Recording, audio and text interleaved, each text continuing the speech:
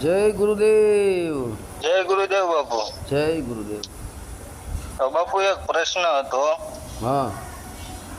શરીરમાં કઈ જગ્યાએ ધ્યાન ધરવાથી શબ્દ પ્રગટ થાય છે તેનાથી મુક્તિ મોક્ષ પ્રાપ્ત થાય? શરીરમાં કઈ જગ્યાએ ધ્યાન ધરવાથી શબ્દ પ્રગટ થાય અને મુક્તિ મોક્ષ પ્રાપ્ત થાય? બરાબર. એના વિશે સમજાવો.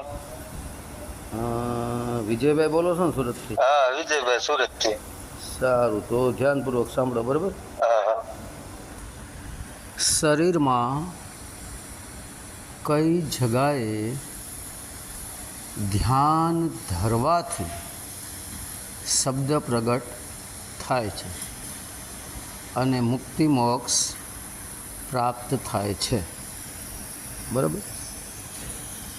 તો ધ્યાનપૂર્વક છેલ્લે સુધી સાંભળજો, પૂરો ઓડિયો સાંભળજો. બરાબર. હવે સંતો કહે છે, જો દિખે સો સંતો માયા. બરાબર. જો દિખે સો સંતો માયા, મતલબ માયા છે. પછી કહેવામાં આવે છે કે દેખાય એ વસ્તુ, દેખાય એ વસ્તુ અને વસ્તુ એ માયા. બરાબર. મતલબ જે દેખાય એ રૂપ છે અને રૂપ એ જ માયા છે. બરાબર. તો દેખાય એ રૂપ ને રૂપ એ જ માયા. તો હવે અહીંયા જો આપણે પકડવું હોય કે ખરેખર રૂપમાં ધ્યાન ધરવું કે અરૂપમાં ધ્યાન ધરવું કે ગુરુના દેહનું ધ્યાન ધરવું, ક્યાં ધ્યાન ધરવું? તો દેખાય રૂપ ને રૂપ એ માયા. બરાબર. તો એનો અર્થ એ થાય છે કે આપણી નજર સમક્ષ જેટલું ઉપસ્થિત છે એ સર્વસ્વ માયા છે. મતલબ જે નજરે દેખાય, ચામડાની આંખો દ્વારા જે દેખાય એ સર્વસ્વ રૂપ છે, રૂપ એ જ માયા છે. બરાબર. આવું ઘણા બધા ગુરુઓ કહેતા હોય છે. ગુરુ તો ન કહે, પણ ગુરુવા કહેતા હોય છે. ગુરુવા એટલે જે ધંધાદારી કહેવાય. ગુ નામ અંધકાર, રૂ નામ પ્રકાશ, જેનો એક જ હેતુ હોય છે કે અંધકારમાંથી પ્રકાશ તરફ મારા શિષ્યને કેમ લઈ જાઓ. પરંતુ ગુરુવા લોકો આ ધંધા માટે શરીરમાં અલગ અલગ પ્રકારના ધ્યાન ધરાવતા હોય છે. જો કે આ શરીરના ધ્યાન વિધિ લગભગ અવધૂ ગોરખનાથ મહાન સંત દ્વારા આ ધ્યાન ધરવામાં આવી ચૂક્યું છે. જતી અવધૂ ગોરખનાથજી મહારાજે શરીરનું એક પણ બિંદુ બાકી નથી રાખ્યું. દરેક જગ્યાએ ધ્યાન એને ધરીને જોઈ લીધું છે. હવે દેખાય જો રૂપ હોય અને રૂપ એ જ માયા હોય. બરાબર. તો અત્યારના યુગમાં ગુરુવા લોકો શું કરે છે? ગુરુવા એટલે ધંધાવાળા. એ શું કરે છે?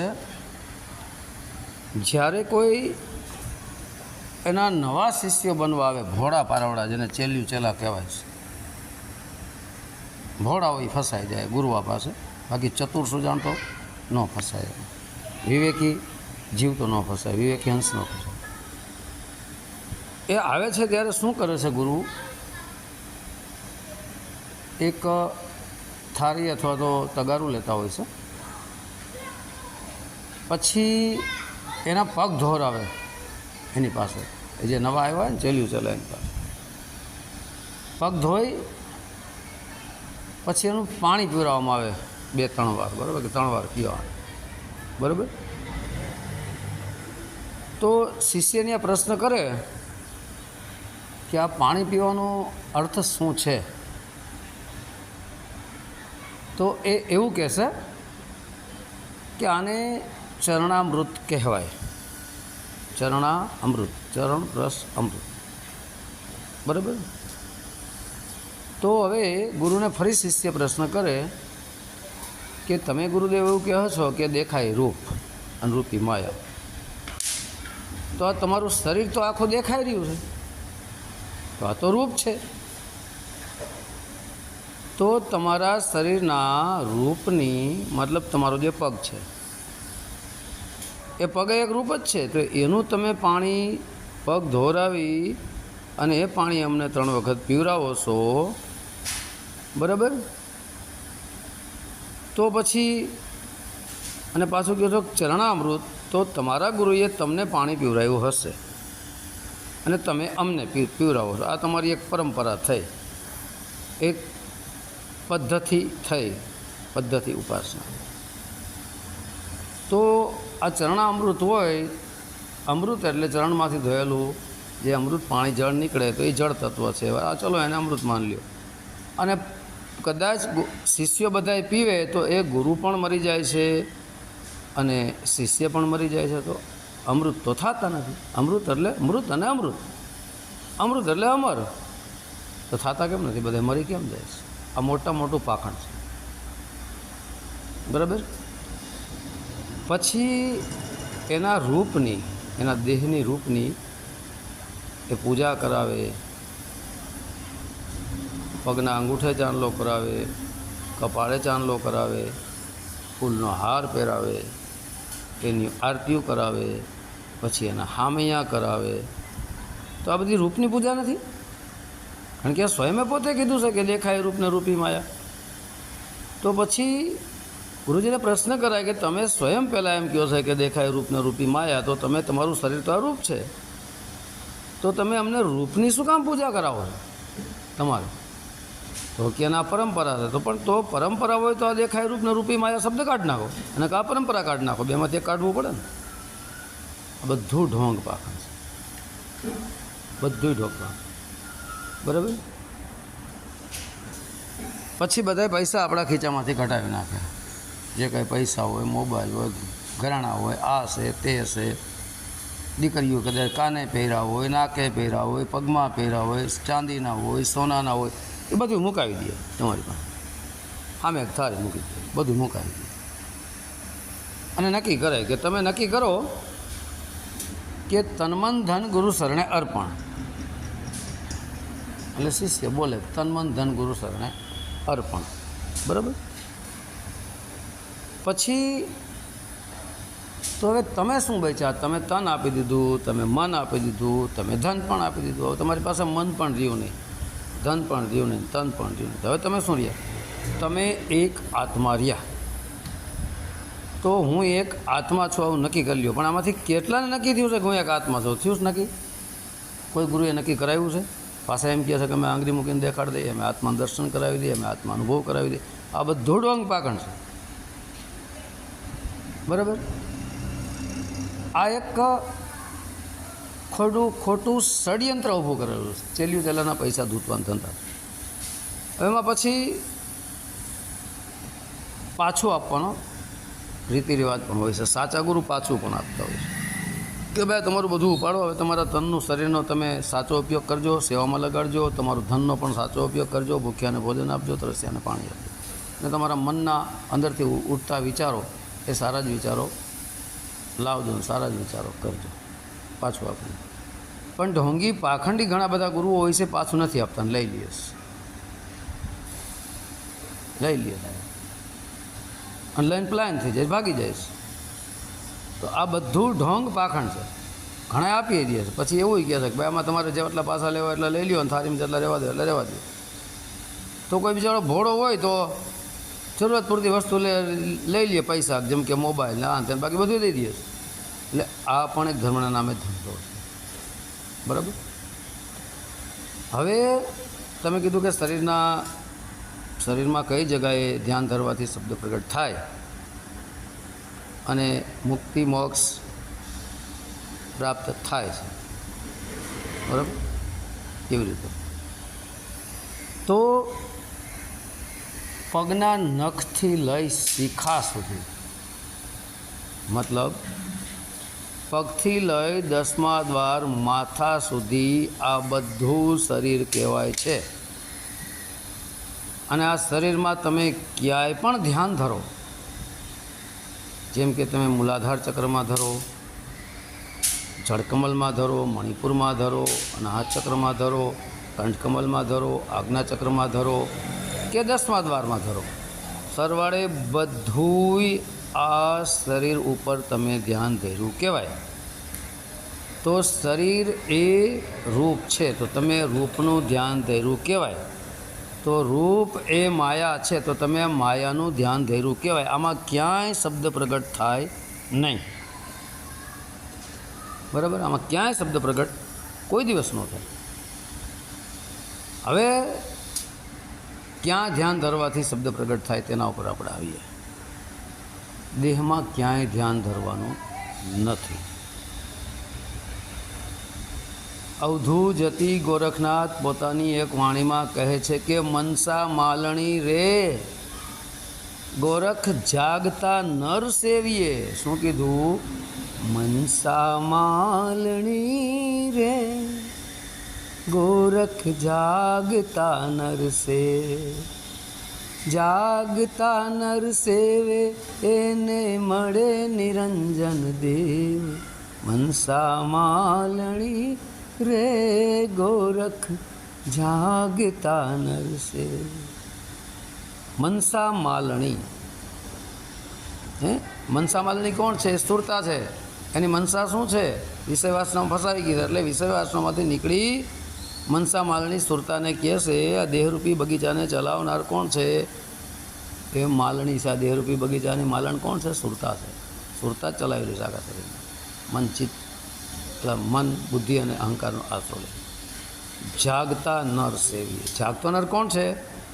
શ્વાસોશ્વાસની ક્રિયામાં જે સોહમ શબ્દ ઉઠી રહ્યો છે, ચાલી જ રહ્યો છે, સતત ડંકા મારી રહ્યો છે, સતત ડંકા મારી રહ્યો છે. એક આપણું પ્રભાતિયું પણ આવે છે.